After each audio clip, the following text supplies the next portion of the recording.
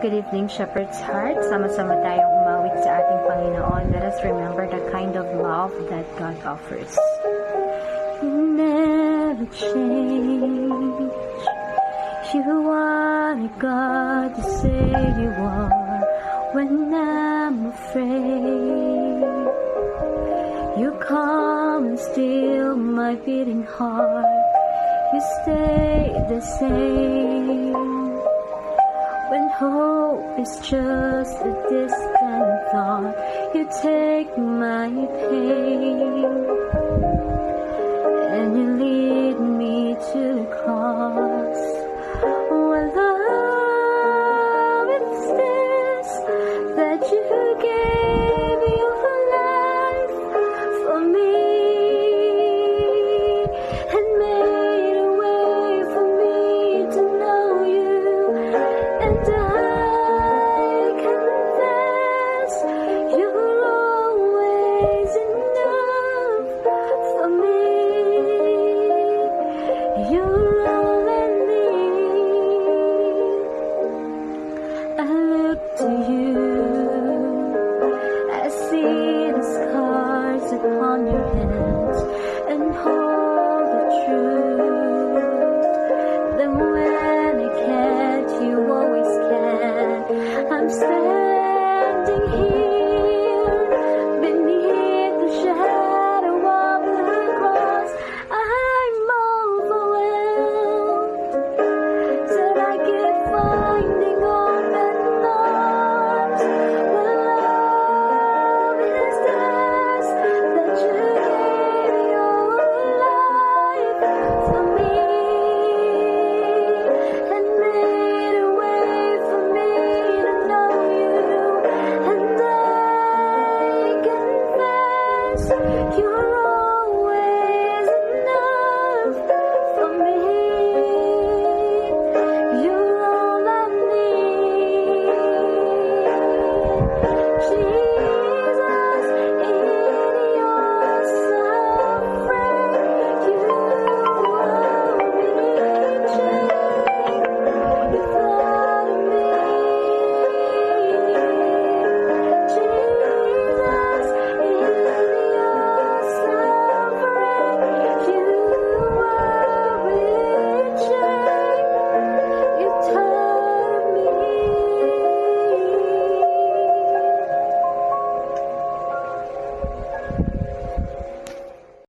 Let us continue to sing for the Lord. Let us sing how wonderful He is, how majestic He is. From the highest of heights to the depths of the sea,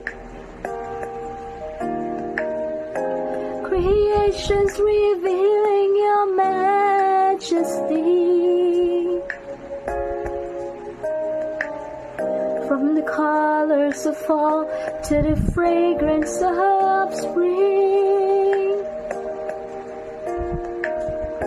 every creature unique in this song that it sings, all exclaiming, indescribable, uncontainable. You place the stars in the sky and you know them by name. You are amazing, God. All powerful, untamable, awestruck we fall to our knees as we humbly proclaim. You are amazing, God.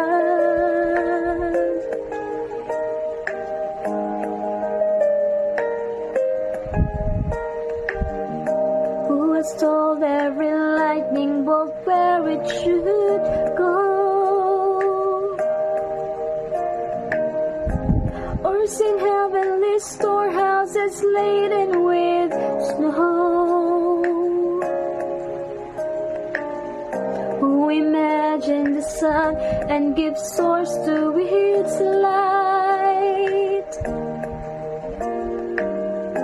yet conceals it to bring us the coolness of night.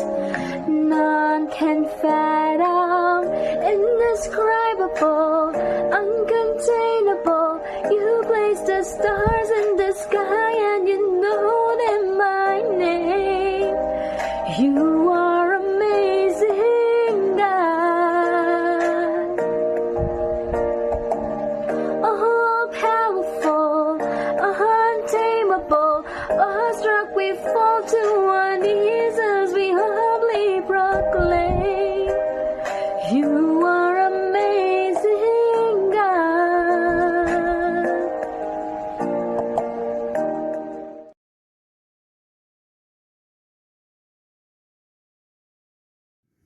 Magandang gabi po mga minamahal o magandang araw sa depende sa inyong pakikinig.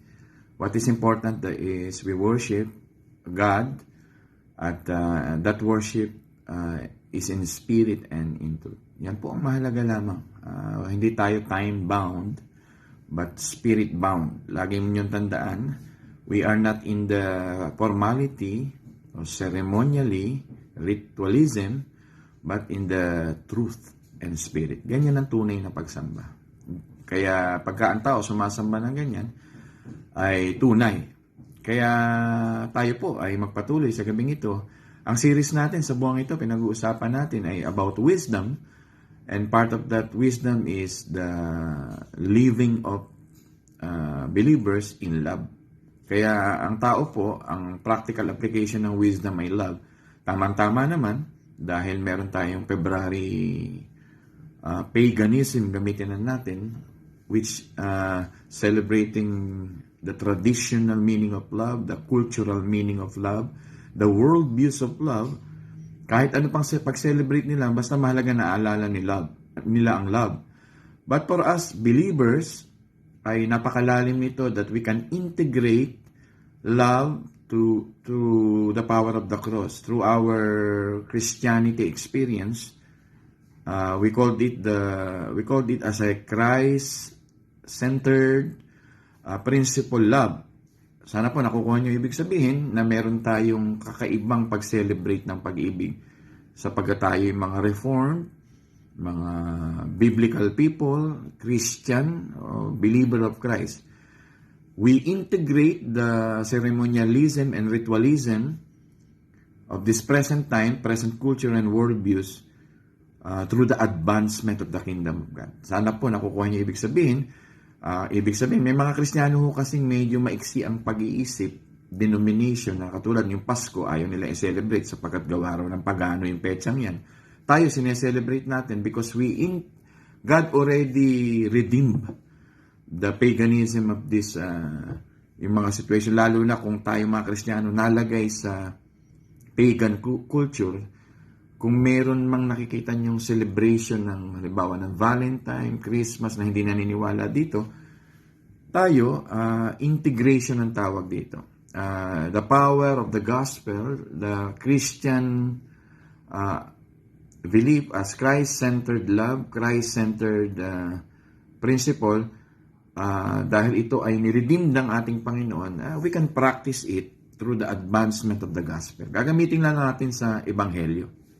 Katulad ng panahong ito yung time na nag-pray ako ng mahabang panahon na sana itong mga aking kaeskwela, which is mga successful na ngayon, yung iba hindi naman successful, yung iba family man, yung aking mga relatives, yung aking mga friends, yung aking mga kababata, napakadami po nito. I use this Valentine period na mag-gather. I am the one who initiate to gather them so that I can share life. Yung ano ba yung biblical testimony. Ano ba yung belief ko bilang isang kaibigan nila, kamag-anak nila, kababata nila regarding the gospel. So, effective dahil ginamit ko yung sitwasyon ng mga pagano para sa advancement of the kingdom of God. Sapagkat hindi naman ako dogmatic, hindi tayo fundamentalist na separatist ng ating belief na may mga Kristiyano kasing separatist, walang pakialam sa kamag-anak, hindi nagpupunta sa kanilang mga birthday sapagkat pagano daw, hindi nagpupunta sa mga patay nila sapagkat pagano daw.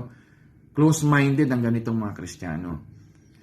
Ako, tuturuan ko kayo na katulad ni David, na siya ay naligaw dun sa tinatawag, hindi pala naligaw, napunta siya sa templo, gutom na gutom yung kanyang mga kasama, at yung pagkain doon sa templo, hindi dapat galawin, pero si David, sa tawag ng tinatawag na survival, and tawag ng pagiging leader niya para pakainin yung mga kawal, ginalaw niya yung mga pagkain dito sa templo, in a higher calling of love, pinakain niya. Ganon din si Apostol na Pablo, kung uunawain niyo siya, nakikipagdebate sa kanya yung mga tao, yung mga tinatawag na katulad ni Peter na so fundamentalist in his belief, hindi pa natatransform totally, pero sa time ni Apostle Paul, si Peter ay na-rebuke, ay nagkaroon siya ng transformation of the mind. Ang ibig lang sabihin, sa panahon ng mga tinatawag na halimbawa, piyesta-piyesta, ang mga Kristiyano ay naroon, pero showing our belief, respecting our humanities, sa motivation at inspiration ng gospel. Sana nakukuha niyo po ang ibig kong sabihin. At ito po ay magagamit natin through the advancement of the kingdom of God. Ituloy natin ito sa susunod na video, minamahal, para maunawaan niyo yung aking tinatalakay. Ang ating thesis, ang ating hypothesis ay ganito. Kasi maraming beses akong tinatanong, napapaalam ang mga member natin, minsan sa akin, Pastor, aatin po ako ng kasal ng aking mahal sa buhay. Kaso po, nasa Katoliko po magaganap. Nasa simbahan po ng Katoliko. Ako bilang pastor, ang payo ko, umating ka sapagkat ang ikakasal ay mga mahal niyo sa buhay. Pero habang naruroon ka, ay hindi ka makiki-compromise dun sa kanilang belief. Kung may panahon na God will make it as an opportunity to share the gospel, that's the best time for you to differentiate your faith and their faith. Nakukuha niyo po ang ibig sabihin. Halimbawa sa inyo, may nagpaalam, Pastor, kailangan po ako makadalo dito sa aking mga reunion ng mga kaeskwela. Kaso po, ang paggaganapan po ay nasa loob ng tinatawag na vicinity, ng tinatawag ng pag-aari ng mga Catholic leaders. Why not? Paatinin kita rito. Ang mahalaga ay ipakita mo sa kanila na ikaw ay iba at yung opportunity to share the gospel to them na hindi nakikipagdebate, kundi merong deeper love na madarama nila, madidiscern nila sa iyo that you are there with a sincere heart, sharing the gospel. Basta ang pangunahin mo ay sharing the gospel, ay napaka-best na mga pagkakataon yan. Maraming kwento sa Biblia na nagsusumbong ang mga alagad sapagkat nagkaroon sila ng wrong interpretation about the exclusivity of Christianity. Sabi nila, Panginoon, may mga nangangaral po doon sa pangalan nyo. Yun ang sabi ng mga alagad kay Jesus. Ang gusto ng kanilang mga puso, kung maaari po sana, sawayin ninyo siya, pigilan nyo sila sapagkat yung exclusivity ng pagsisira ay tayo lang. Ang sabi ng Panginoon, ang mahalaga ay na ipapangaral ang kaharian ng Diyos, napapangaral ang Ebanghelyo, kahit iba pa yung gumagamit nito. Merong ganong instances sa Bible. Pag binasa niyo po ito, ang mahalaga po kasi sa ating Panginoon yung advancement of the gospel to the kingdom of God. Ginagamit po ng Diyos yan. Ito ang gusto kong sabihin sa inyo, the reality in our present situation right now, we are living in this darkness. Kaya nga, for God so loved the world, diba, that He gave His begotten Son. Pwede namang ang Biblia ay magsabing, for God hate the world because the world, in reality speaking, is wicked. The world, reality speaking, is blinded. The world, reality speaking, ang ating mundo ay they go astray, naliligaw at they are rebelling. Kaya pwedeng ang translation nito kung nasa context na tinatawag na magiging palahusga tayo. For God so hate the world that He gave His begotten Son to judge and to condemn them. Pero hindi yun ang nakasulat Ang nakasulat, for God so loved the world that He gave His begotten Son, that whosoever believe in Him shall not perish, but have eternal life. Makikita natin dito yung context of preaching the gospel to the wicked nation. Sharing the gospel to the darkness of this world. Sino po ba yung nandun? Ikaw yung nandun formerly. Tayo yung nandun nung mga nakaraan ng buhay natin. Pero may taong dumating sa buhay natin na hindi nyo maiaalis yan, na nagbahagi ng salita ng Diyos sa iyo, nag-akay sa iyo. Kaya ngayon, believer ka. Kaya sa puso mo ngayon, alisin mo, napakaraming mga grupo ngayon, kahit reform pa, sasabihin ko sa inyo, that they are so judgmental, that they are so fundamentalist, very dogmatic, na yung exclusivity na they are very different ay masyado nilang pinapakita. Nire-respect ko yun, walang problema yun. Pero ang ating position ay we believe that love is greatest among all other virtues. And part of that love is we are not separated, we are not isolated. Kumbaga, ikaw yung bangka na nandoon sa maalat na tinatawag na dagat.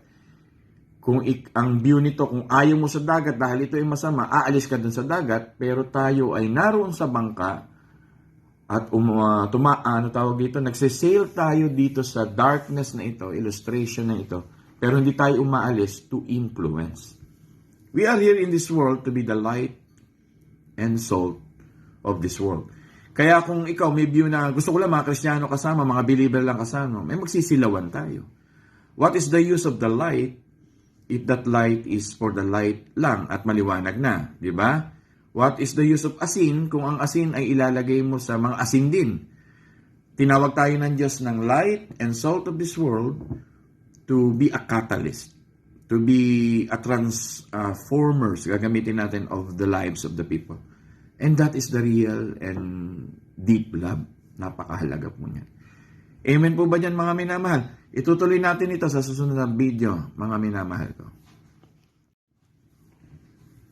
Isang blessing po ng Diyos na inalaw niya sa aking buhay ay makapag-aral ako sa isang, halimbawa, conservative seminary. Kasi ang seminary na pinasok ko halos 4 Merong evangelical seminary, merong open seminary na katulad ng Asian Theological Seminary, in different denomination. We called it interdenominational.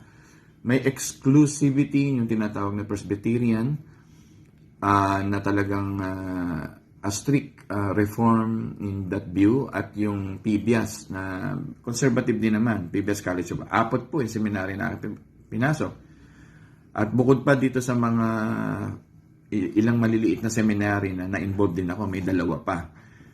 Pero ang karanasang yan, ang nagbigay sa akin ng lawak ng isip, hindi ito pinagmamalaki sa inyo, kundi isinishare ko sa inyo na alisin yung tinatawag nating katulad ng mentalidad ni Apostol na Pedro nang siya ay magbago, na hindi siya kumakain ng pagkain ng mga hentil. Ayan, talagang ipinapakita nito harap-harapan sa mga believers in the book of Galatians, sapagkat ito pinapakita niya na ito ang tinuro ng malalim na espiritual na mga Hudyo. Pero dumating si Apostol na Pablo at talagang nag-rebuke si Apostol na Pablo ng mga bagay na tinatch ng ating Panginoon ay malilinis na. Gustong iparating ni Apostol na Pablo na mga bagay na hiniwakan ng Diyos ay malilinis na. May sovereign will si God sa buhay ng mga tao, sa buhay natin. At ang sovereign will ni God, tayo, gusto kong sabihin sa inyo, ay preaching of the gospel. Sharing of the gospel. Wala nang tanong-tanong dyan, basta patungkol sa ebanghelyo ay ang mga believers ay misyonero. Pag patungkol sa ebanghelyo, pag believer ka, ikaw ay misyonero. Kaya in this darkness, in this wicked world, sa ating mga pagan friends, kahit relatives at loved ones, we need to be there. We need to be there in order for us, yung accountability naman natin to the gospel calling, ay naroroon tayo. Sino ang pupunta sa mga lugar na yon kung meron kang tinatawag na yung pasimula ng buhay ni Peter na may exclusivity ka na kami lang ang tama, ganito kami tinuruan ng mga belief namin, kami ay mga reform, gamitin ba natin salitang yan, hindi kami nararapat sa mga ganyan. Ang tingin po ng Panginoong Hesus diyan ay hypocrisy. Ang tingin ni Apostol na Pablo diyan ay hypocrisy. Hindi tayo makapamumuhay sa sovereign will of God, which is the given will, the biblical will, the open will na dapat nating sundin. Hindi lang ito suggestion, hindi lang ito option natin to follow, but it is a commandment to really be involved in the gospel. So, kaya tayo, pag nagsishare ng ebanghelyo sa ibang tao, the John 3:16, which is our text ng Wednesday pa at ngayon, ay na-apply po natin. For God so loved the world. Pwede gamitin mo yung pangalan mo. For Ariel so loved the people. For, halimbawa, for Elder Bong so loved the wicked people. Yun yung word eh. For Elder Amado so loved the blinded people. And they gave themselves to them. Nakakaroon ka ng mirror at reflection ng katulad ng ating Panginoong Hesus.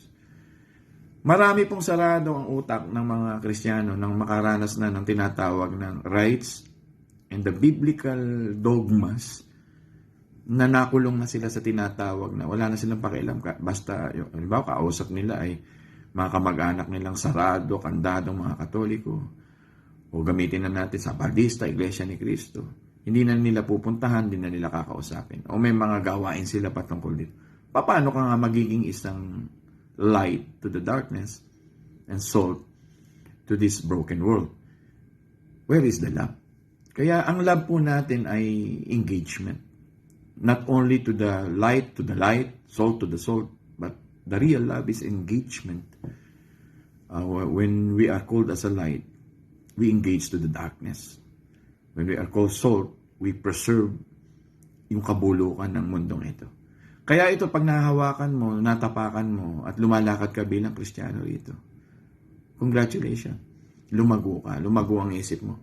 Kaya sa loob ng Christianity, gusto kong sabihin sa inyo, even in the Reform group, even in the evangelical group, even in the so-called believers group, pag hindi ka maingat, di ka nag-a-apply ng salita ng Diyos like Jesus Christ, the application of Jesus Christ in His life, the righteousness of Jesus Christ, and dangerous.